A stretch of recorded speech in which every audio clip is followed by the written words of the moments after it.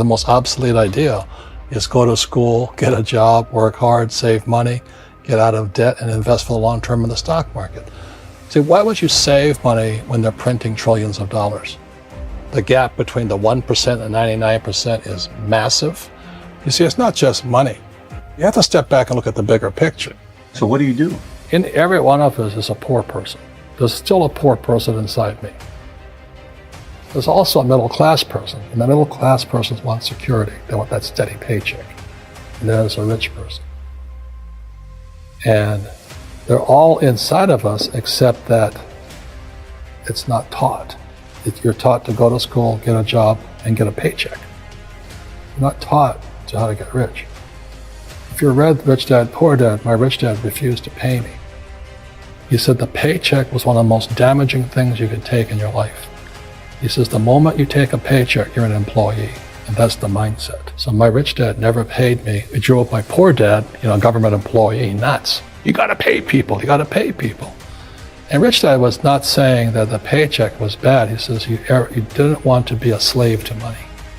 So as an entrepreneur, if Rich Dad folded, I just started another company. I don't need a paycheck. I don't need anybody to take care of me. If my government doesn't like me, I move to another country because they need entrepreneurs there. So the entrepreneur is not so much the business. The entrepreneur is really the mindset and the skill sets and the different set of rules. You see, I don't operate, small business does not operate in the same rules as big business. Entrepreneur is a mindset first, a skill set, and rules. And depending upon whether you're an employee or a small business, the rules are different. The mindsets are different, the skill sets are different. You could say one thing to somebody who's never been an entrepreneur and they're thinking about making the leap of faith into becoming an entrepreneur. What could you tell them? Well, I'll just tell them the same thing that happened to me. My last paycheck, I still remember it clearly. It was one of the worst and the best days of my life. And I was in Puerto Rico. I was working for Xerox, and my boss gave me my last, it wasn't a paycheck, it was a bonus check. I think it was about $30,000, taxable, that's the only problem with that. So I got this check and I went, holy mackerel. You know what I mean? So I was excited, but I was also disturbed. And so this other guy comes up to me, his name was John, and John says to me, he says, you're gonna be back. I said, why? He says, because you're gonna fail. I looked at him and said, look, few expletive words, because that's what he did. He left Xerox, failed, and he came back. And I said, look, you failed and you came back, but I'm gonna fail and I'm never coming back. And that's the attitude.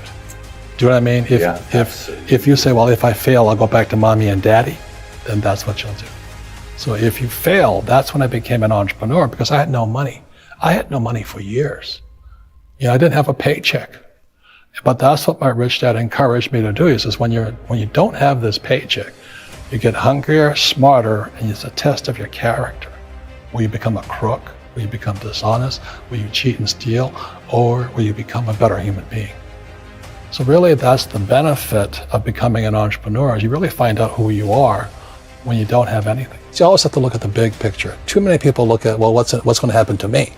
When you look at the big picture, you're also going to know that when something bad happens, something good's going to happen. But you got to prepare for whatever is coming. If you think next 20 years will be like the last 20 years, you're going to get creamed. When you and I go to the supermarket and we buy a carton of milk, we always check for the expiration date. But most people do not check for the expiration date on their brains. Instead of get out of debt, I get into debt. I just refinanced $300 million in debt. I went from 5% to 2.5% interest. I made a fortune. Every month, more money comes in because my cost of money has gone down. So while some financial experts are saying get out of debt, I'm saying learn how to use debt. See, when I came back from in Vietnam in January of '73, the first thing my rich dad said to me was go to school to learn how to invest in real estate. It wasn't real estate, it was how to use debt and taxes. Debt and taxes make the rich richer. Debt and taxes make the poor and middle class poor. So all the rich guys who are doctors and lawyers, or, those guys, they're getting creamed and they don't know why. Doctors are getting creamed. Oh yeah, they're making more money, but the take home is less. Sure. You know, my doctor just yelled at me. He was happy. He says, "Oh, guess what? I finally made $1 million." And I said, "Yeah, this was just 3 weeks ago." And so I said, "Yeah, well, how much you pay in tax?" He says, $750,000 in taxes. So his net was about $400,000. That's not bad. But when I make $1 million, I keep $1 million. And the reason is because I don't make it by working for money. See, if you work for money, you're taxed. So that's why lesson number 1 in Rich Dad Poor Dad is the rich don't work for money. What we do instead is we create businesses as entrepreneurs. We acquire real estate. I don't invest in the stock market. Okay. So the reason is because as entrepreneurs, I have more control over my income, how much I make, and how much I pay in taxes. And because I'm an entrepreneur as well as an investor in real estate, I pay 0 tax. So every time I make, let's say, $1 million as an entrepreneur, I immediately invested in real estate. I have a 4-to-1 step up. So I put $1 million in real estate, I get $4 million from the bank. That's why I love banks. But the banks are screwing everybody else. Terrible. But it's good for me. That's why you say when you print, it's good for you, but when you print, it's bad for people that work for money. Because when you print, savers get creamed and people who work for money get creamed. When they print, debtors get rich.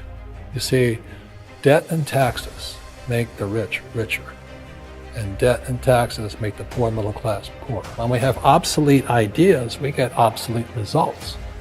So what's happening for most people, the idea of going to school, getting a job, working hard, saving money, getting out of debt, buying your house because it's an asset, investing for the long term, is obsolete.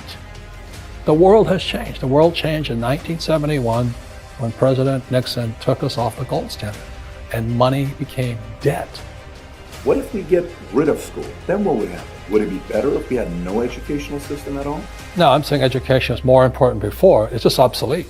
There's Moore's Law which states information doubles every 18 months. In other words, everything's obsolete 18 months. So, and this is just a recent phenomenon. So when you come out of school, you're already obsolete. And that's why I'm the old guy, I meet my friends who went to Harvard. I went to Harvard. I said, yeah, that was how long, 50 years ago? Today, the banks are charging you interest to save money. In other words, banks don't want your money because they printed too much of it. And that's why there's this bubbles in stocks and bubbles in real estate and all this. People are dumping the cash. Because as I said in here, savers are losers and cash is trash. And yet people are, well, I want a high-paying job. Well, that's an obsolete idea. Get out of debt is an obsolete idea. You should learn how to get into debt, how to use debt to get rich. And they'll never teach you about taxes. The reason the 1% is way up here and the 99% are going this way is because when you print money, 2 things happen: inflation and taxes. It's crushing. And any entrepreneur thinks, I'm just going to make money, I'm going to start a business and make a lot of money, because if we talk about, they really have got to smell the roses, man. That's not what the real entrepreneurs are doing. Most entrepreneurs, there's 28 million small business owners in America. 24 million are what are one-person entrepreneurs. They're called non-employee entrepreneurs.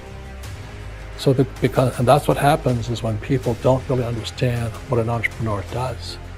So most big people are self-employed, but they're not really entrepreneurs. The self-employed pay the highest taxes of all, and nobody tells them that. Yeah, it's also called the entrepreneurial spirit. But what we were actually talking about was there's no such thing as a bad economy. There's external, you and I, we all have an external economy, but we also have an internal economy. And the willpower is to change our internal economy. So for me, I can see the good and I can see the bad. I don't really give a damn because I'm going to be rich anyway. But a poor person with a poor personal economy, all they're going to see is a bad economy, because they don't know how to make money in any economy. And a middle class person, they have a middle class economy. What they want is a nice house, and a steady paycheck, and the job, and the car. And so when you take their job away, to them, that's disaster. Well, since an entrepreneur doesn't have a job anyway, it's no big deal. So all I'm saying to people, and it's what Bucky Fuller taught me, there's always 2 sides, you know what I mean? To use plural, at minimum 2. So if you think the economy is bad, it's because your economy is bad. If you think that steady, employment is important, then you'll see an economy without jobs. Your economy. Your economy versus the external economy. What you control versus what you can't control. I can control. Yeah, it's called an internal focus Mm-hmm. versus an external focus. So the real entrepreneur has an internal focus. But if they fall down, they say, "Oh, this is good, because I'm going to go up higher." You know, the average person will fall down and say, "Oh, I'm going to take some Prozac." Or somebody has a mistake. Oh, the mistakes don't matter. Well, mistakes matter. It means you didn't know. But a real entrepreneur, whether they fall down or they always can go up. They can stand back up and go higher. And no matter what happens to them, they get stronger and better and smarter and happier. But a person with a weak internal mindset is that they're so afraid of what happens, it generally happens. Like, you know, people who are afraid of losing their jobs, they generally lose their jobs. You know what I mean? Yeah, So so everything you can comes through you. Yeah, so the entrepreneur first job is to control inside here, not outside there. The moment you take that paycheck, you're an employee. You've got to be stronger than that. It's about inside control.